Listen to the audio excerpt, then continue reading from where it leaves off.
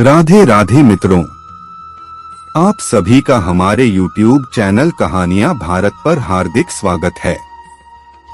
पौराणिक कथानुसार राम नवमी के ही दिन त्रेता युग में महाराज दशरथ के घर विष्णु जी के अवतार भगवान श्री राम का जन्म हुआ था। मर्यादा पुरुषोत्तम भगवान राम का जन्म रावण के अंत के लिए हुआ था। श्री राम को लोग उनके सुशासन, मर्यादित व्यवहार और सदाचार युक्त शासन के लिए याद करते हैं। रामनवमी को भगवान श्री राम का जन्म हुआ था। श्री राम का जन्म चैत्र शुक्ल पक्ष की नवमी और अभिजित मुहूर्त में हुआ था। श्री तुलसीदास कृत रामचरितमानस में आया है। नवमी तिथि मधुमास पुनीता, शुक्ल पक्ष अभिजित हरिप्रीता। मध्य दिवस अति शीत न घामा, पावन काल लोक विश्रामा। पवित्र चैत्र का महीना था, नवमी तिथि थी। शुक्ल पक्ष और भगवान का प्रिय अभिजित मुहूर्त था। दोपहर का समय था। न बहुत सर्दी थी, न धूप गर्मी थी। वह पवित्र समय सब लोगों को शांति देने वाला था। उसी समय दोपहर 12 बजे समस्त लोगों को शांति देने वाले भगवान श्री राम प्रकट हुए। बोलिए रामचंद्र लला की जय।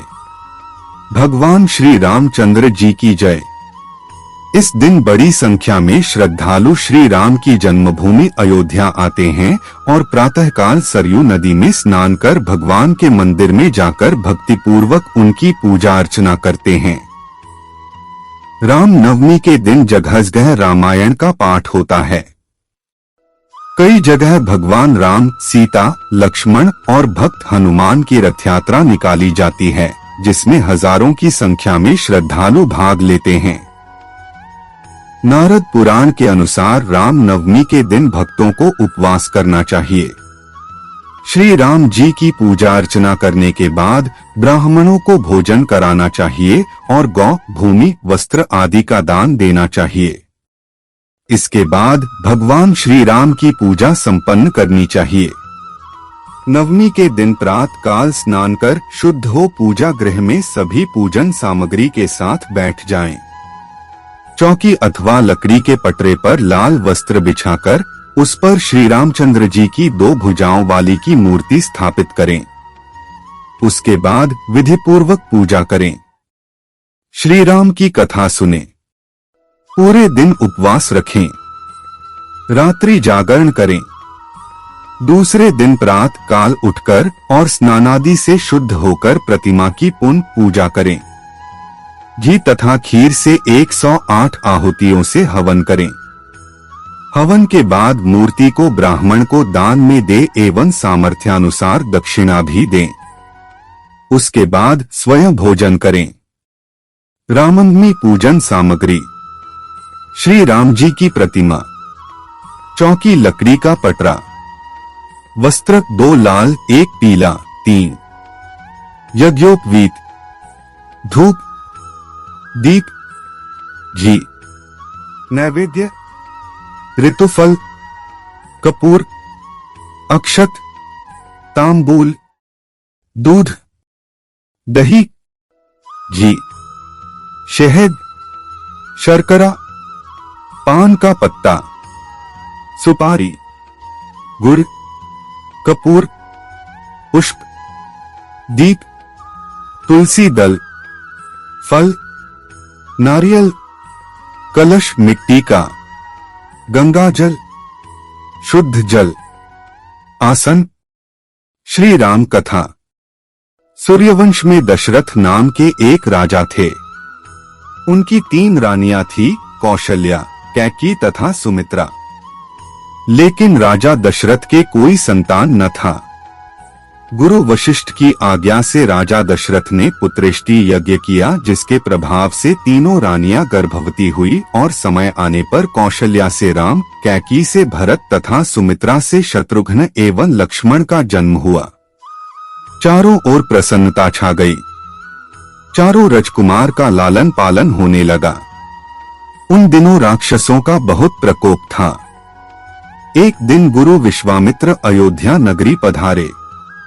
उन्होंने राजा दशरथ से श्री राम और लक्ष्मण को मांगा, जिससे वे अपना यज्ञ निर्विघ्न रूप से संपन्न कर सके। श्री रामचंद्र और लक्ष्मण जी मुनि विश्वामित्र के साथ उनके आश्रम में चले गए। यज्ञ की रक्षा करते हुए श्री रामचंद्र जी ने ताड़का नामक राक्षस का वध किया। उसी दौरान उन्होंने खरदूषण का भी वध किया। मुनि विश्वामित्र का यज्ञ निर्विघ्न पूर्ण हुआ। उसके बाद मुनि विश्वामित्र दोनों राजकुमार को लेकर मिथिला नगरी की ओर चल पड़े, जहां राजा जनक ने अपनी पुत्री का स्वयंवर आयोजित किया था। रास्ते में श्री रामचंद्र जी ने पत्थर की बनी हुई अहिल्या को शाप मुक्त करवाया। कुछ दिनों बाद दोनों राजकुमार मुनि विश्वामित्र के साथ मिथिला नगरी पहुंचे। राजा जनक ने अपनी पुत्री सीता के विवाह के लिए यह शर्त रखी थी कि जो भी राजकुमार या राजा शिवजी के धनुष पर प्रत्यंचा चढ़ाएगा, उसी के साथ वे अपनी पुत्री सीता का विवाह करेंगे। दोनों राजकुमार विश्वामित्र के साथ जनक के राज्यसभा में सीता के स्वयंवर को देखने गए। प्रतिज्ञा के अनुसार सभी आमंत्रित राजाओं ने शिवजी के धनुष को उठाने की कोशिश की, लेकिन सफल न हो सके। यह देखकर राजा जनक को बहुत निराशा हुई। तब मुनि विश्वामित्र ने श्री राम जी को आज्ञा दी कि वे धनुष को उठाकर प्रत्यंचा कहढ़ाए, जिससे राजा जनक की प्रतिज्ञा पूरी हो। गुरु की आज्ञा पाकर श्री रामचंद्र जी ने शिवजी के धनुष को उठाया और प्रत्यंचा चढ़ाने के समय वह धनुष टूट गया। रामचंद्र जी का विवाह सीता जी के साथ हुआ। साथ ही लक्ष्मण का उर्मिला से, मांडवी का भरत से और श्रुतिकीर्ति का शत्रुघ्न से विवाह संपन्न हुआ। विवाह के कुछ दिनों के पश्चात राजा दशरथ ने श्री रामचंद्र जी के राज्याभिषेक करने के लिए मुनिसय शुभ मुहूर्त निकलवाया।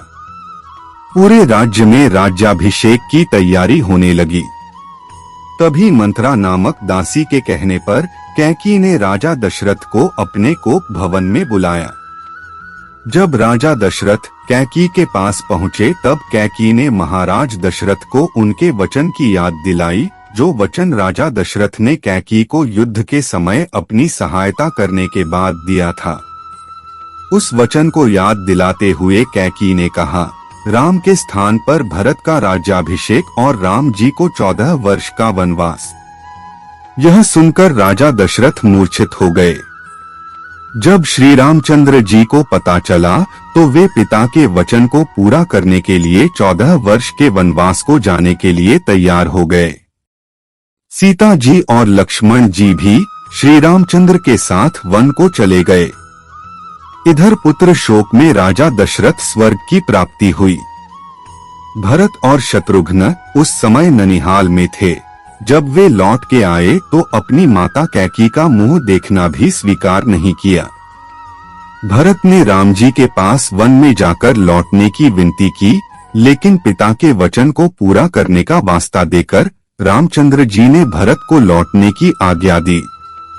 तब भरत ने श्री राम जी का खड़ाव मांगा, जिससे कि उस खड़ाव को राजगद्दी पर रखकर वे राम जी के सेवक के रूप में राज्य की देखभाल कर सकें।